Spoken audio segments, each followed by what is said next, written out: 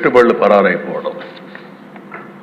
నాకు అమర్ రాజా ఇండస్ట్రీస్ ఒకప్పుడు దిశ ఏదైతే అమర్ రాజా పెట్టారో వాళ్ళంతా ఒకటి ఆలోచించారు. చిత్తూరు జిల్లా మేము మా జిల్లాలో ఇండస్ట్రీ పెట్టాలని ఇండస్ట్రీ అతను పెడితే అతన్ని ఎన్ని విధాల ఇబ్బందులు పెట్టాలని ఇబ్బందులు పెట్టి ఇప్పుడు పెట్టుబడులు వేరే రాష్ట్రానికి పోయే పరిస్థితి వచ్చింది. అంటే సొంత రాష్ట్రంలో పుట్టిన పారిశ్రామికవేత్త కూడా పెట్టుబడి పెట్టలేని పరిస్థితి, పెట్టినా కాపాడుకోలేని పరిస్థితి వచ్చిందంటే అది ఆనాటి దుస్థితి.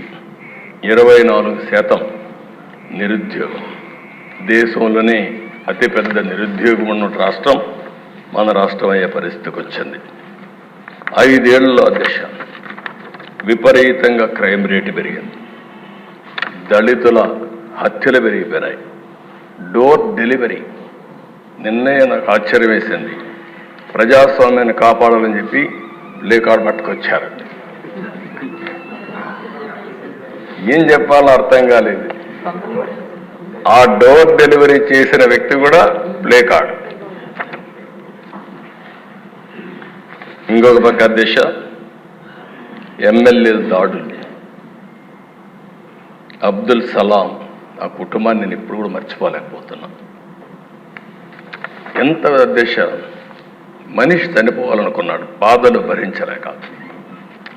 చనిపోవాలనుకుంటే వీళ్ళు మాట్లాడే మాటలిన తర్వాత నువ్వు చనిపోవాలనుకున్నా నిన్ను ప్రశాంతంగా చనిపోని నీ భార్య ఉంటుంది, గుర్తుపెట్టుకో, ఏం చేస్తాం చేసి చూపించమంటే నేను చనిపోయిన తర్వాత నా భార్యని ఏం చేస్తారో అని ఆలోచించి భార్య భర్త ఇద్దరు చనిపోవాలని ఆలోచించుకుని ఇద్దరం చనిపోవాలని మాట్లాడుకుని అప్పుడు మళ్ళీ ఆలోచించి మనం ఇద్దరం చనిపోతే ఈ ఇద్దరు పిల్లలు అనాథలైపోతారు, ఏం చేయాలని ఆలోచించినప్పుడు కాదు నలుగురం కూడా చనిపోవాలని నిర్ణయించుకుని నలుగురు వెళ్ళి రైల్వే ట్రాక్ మీద వాళ్ళిద్దరి పిల్లల్ని కట్టేసి ఆ ట్రాక్ కింద పడి బలవంతం మరణం చేసుకున్నారంటే అది సాధ్యమే.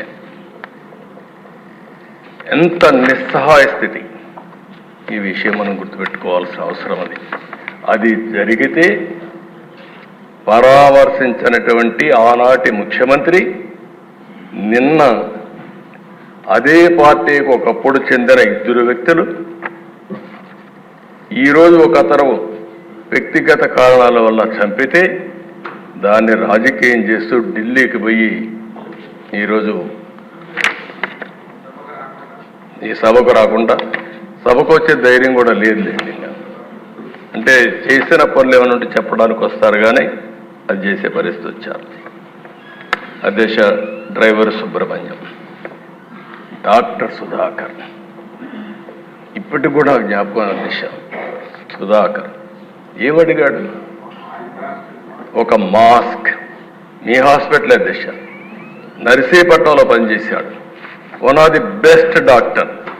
ఒకటే అడిగాడు, నేను ఎంతైనా పనిచేస్తా కానీ కరోనా భయంకరమైన వ్యాధి, ఒకవేళ వస్తే మాకు కూడా ప్రమాదం ఉంటుంది, మాస్క్ ఇవ్వండి, అప్పుడప్పుడు మార్చండి అని ఒక మాస్క్ అడిగిన నేరానికి అహంకారమైన ఈ ప్రభుత్వం వేటాడి పిచ్చివాణి చేసి నడి రోడ్లో చంపేసే పరిస్థితికి వచ్చారు. అది చూస్తే చాలా బాధేస్తున్న దిశ.